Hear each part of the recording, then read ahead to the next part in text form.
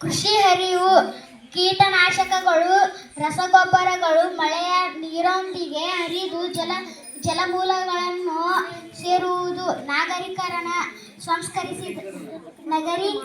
ಸಂಸ್ಕರಿಸಿದ ಚರಂಡಿ ನೀರು ಮತ್ತು ಪ್ಲಾಸ್ಟಿಕ್ ತ್ಯಾಜ್ಯಗಳು, ತೈಲ ಸೋರಿಕೆ, ಸಾಗರಗಳಲ್ಲಿ ಹಡಗುಗಳಿಂದ ತೈಲ ಸೋರಿಕೆಯಾಗುವುದು.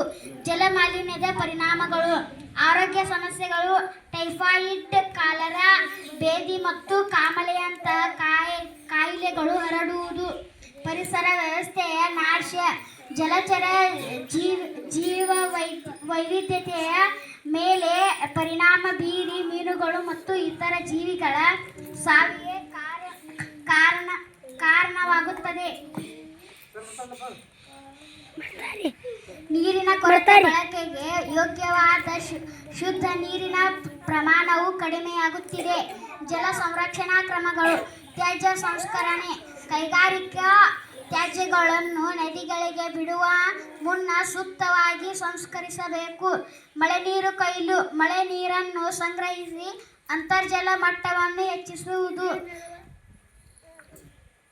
ಮಿತವ್ಯಯದ ಬಳಕೆ: ಮನೆಗಳಲ್ಲಿ ಮತ್ತು ಕೃಷಿಯಲ್ಲಿ ನೀರಿನ ಬಳಕೆಯನ್ನು ಜಾಗರೂಕತೆಯಿಂದ ಮಾಡುವುದು.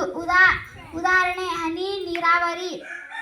ಜಾಗೃತಿ ಮೂಡಿಸುವುದು: ಪರಿಸರ ಶಿಕ್ಷಣದ ಮೂಲಕ ಜಲಮಾಲಿನ್ಯದ ಬಗ್ಗೆ ಜಾಗೃತಿ ಮೂಡಿಸುವುದು. ಪ್ಲಾಸ್ಟಿಕ್ ನಿರ್ವಹಣೆ: ಜಲಮೂಲಗಳಿಗೆ ಪ್ಲಾಸ್ಟಿಕ್ ತ್ಯಾಜ್ಯಗಳನ್ನು ಎಸೆಯುವುದನ್ನು ತಡೆಯುವುದು. ಭವಿಷ್ಯದ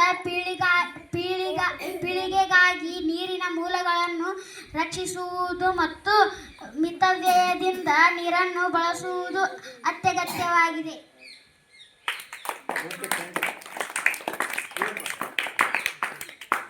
ಸಾಕು ಬಿಡು.